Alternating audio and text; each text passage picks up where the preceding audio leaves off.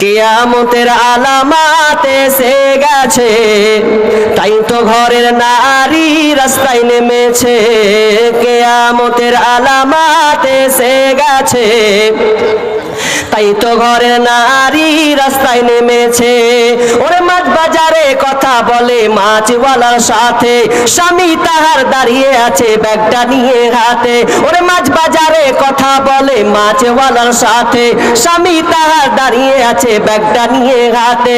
স্বামী নিলেন মাছটা টেনে, স্ত্রী দেয় টাকা গুনে।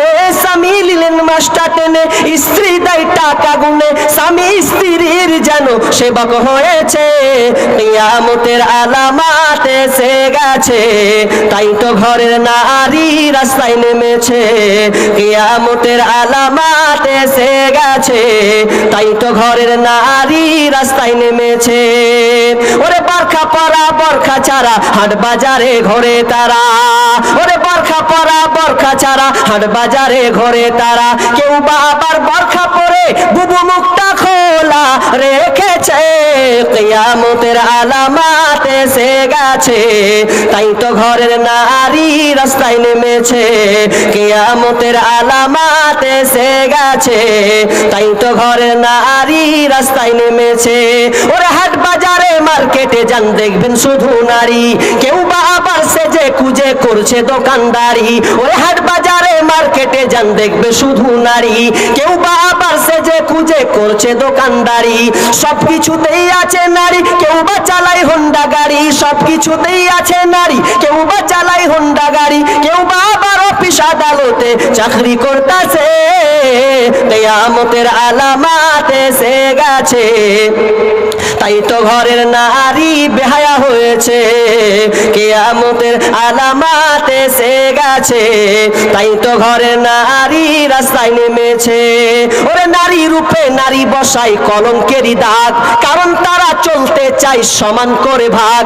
ওরে নারী রূপে নারী বসাই কলঙ্কেরই দাগ, কারণ তারা চলতে চায় সমান করে ভাগ। স্বামীর কথা শুনবো না, বদ্ধ ঘরে থাকবো না। ইসলামের কথা শুনবো না, বদ্ধ ঘরে থাকবো না। তাই তো বুবু চলতে গিয়ে ধর্ষিতা হয়েছে।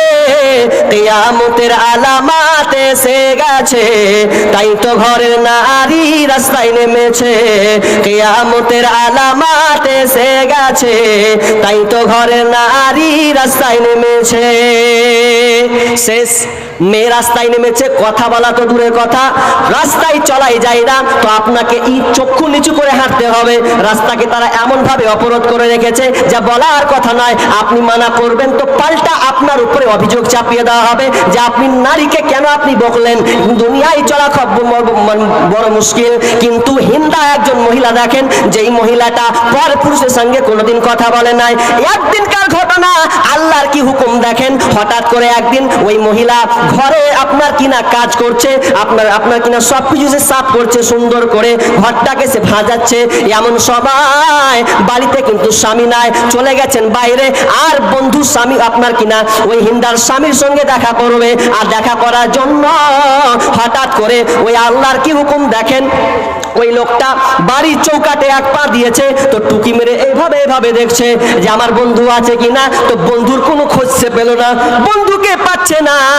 তিনি দেখতে পেলেন যে হিন্দা তার নিজের কাজে সে আপনার যুক্ত আছে, নিজের কাজে সে ব্যস্ত আছে, যে ঘর সুন্দর করে সাফ করছে। তো ওই নিজে মনে করছে, বন্ধু মনে করলো জাগ্গা কি আর বলতে যাব, যখন বন্ধু নাই তো আমি বাড়ি চলে যাই। তো দেখেন আল্লাহর কি হুকুম, যেমন বাড়ি থেকে বের হওয়া কি হঠাৎ করে বন্ধুর সঙ্গে দেখা হয়ে গেছে। আর যেমনই দেখা হয়ে যাওয়া, বন্ধু কিন্তু চলে গেছে। এবার ঘর ঢুকার পর এবার হিন্দাকে বলছে, হিন্দা কি খবর, কি ব্যাপার, কি যেন একটা দৃশ্য আজকে দেখতে পেলাম। কেন আমার বন্ধু তোমার ঘর থেকে বের হলো, ঢং ঢং করে চলে গেল, আর তুমি ভেতরে আছো, দুজন তোমরা আছো, আর তো কেউ নাই। এবার তো ভেজালে পড়ে গেল। এবার স্বামীকে বলছেন, স্ত্রী স্বামীকে বলছে, স্বামী আমার কি এমন একটা আমাকে ধারণা করছো, কি একটা কেমন ধারণা করছো, কেন তুমি ফালতু কথা বলছো। বলছে না, তোদের দুজনের মধ্যে গড়বড় আছে, নইলে তুই কেমন করে তোরা দুজনেই ঘরে থাকলি, আর তোরা দুজন থাকলি আর কিছু হবে না, এটা আমি মেনে নিতে পারবো পারবো না। এবার স্ত্রী স্বামীকে বলে, হিন্দা বলে, স্বামী আমার তুমি আমাকে ভুল বুঝিও না, তোমার বন্ধুকে আমি দেখি নাই, তোমার বন্ধু কখন এসেছে সেটাও আমি জানি না। বলছে খবরদার মিথ্যা কথা বলবি না, তোর কাছে আমি দেখলাম নিজের চোখে আর তুই বলছিস আমি দেখিনি। বলছে আমি আপনার কিনা লাত উজ্জার আপনার কসম খেয়ে বলছে আমি দেখি নাই, বিশ্বাস করো স্বামী আমার, আমি কিন্তু নোংরা মেয়ে নয়, আমি কিন্তু ওই রকম মেয়ে নয় যে আপনি আমাকে খারাপ ধারণা ভাবছেন, খারাপ কর্ম চলে গেছি বা দেখা হয়েছে এমনটা কিছু নয়, আমি চোখে পর্যন্ত দেখি নাই। স্বামী কিন্তু মেনে নিতে পারছে না, না তোর সঙ্গে খারাপ আচরণ হয়েছে, এটা আমি কখনোই মেনে নিতে পারবো না। এবার বলছে আমি তোকে আর স্ত্রী মানলাম না, আর তোকে আমি ভাত খেতে দেবো না, তোর সংসারে আমার কোনো প্রয়োজন নাই, তোকে আমি তালাক দিতে বাধ্য হব। এবার তোলপাড় শুরু হয়ে গেছে, সমাজ লোক আসছে, বাপজি আপনার শ্বশুর সবাই এসে বুঝায়, বল কি হয়েছে বল। তো বলছে এই আপনার স্ত্রী আপনার বেটি এই খারাপ কাজ করেছে। সবাই বলছে দেখ ও তো মানছে আমি করি নাই, তুই বলছিস করেছে, এটা কি করে সম্ভব? বলছে না, ওই মেয়েটা বারবার হিন্দা বলছে যে আমি কোন পরপুরুষের সঙ্গে কথা বলি নাই, ও যে বন্ধু এসেছে এটা আমি জানি না।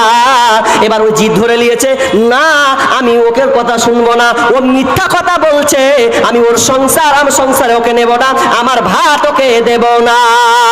লোক আসছে কারো কথা মেনে নাই না, বলছে আমি ওকে তালাক দেবই। ও দুজন মিলে ছিল আমি ওকে মানবো না। তো বলছে দেখো স্বামী আমার তোমার পায়ে পড়ছি, আমি এই নোংরা কাজ করতে পারি না, এটা আমার দ্বারা সম্ভব নয়, তুমি আমাকে ভুল বুঝছো। তোকে ভুল বুঝি না, ঠিক কি দেখেছি, আমার নিজের চোখে দেখি, তুই ফাঁকি দিবি? কি করে ফাঁকি দিবি তুই? কি আরো কথা নাই, শ্বশুরের কথা শুনে না, সর্দার মরল আপনার কিনা দাদা নানি এসে বুঝাই, মানে চাচা এসে বুঝাই, কারো কথা নিবে না। ও জিদ ধরে নিয়েছে, আর আমি ওকে খেতে দেবো না ভাত, সোজাই কথা। তো একটা লোক পরামর্শ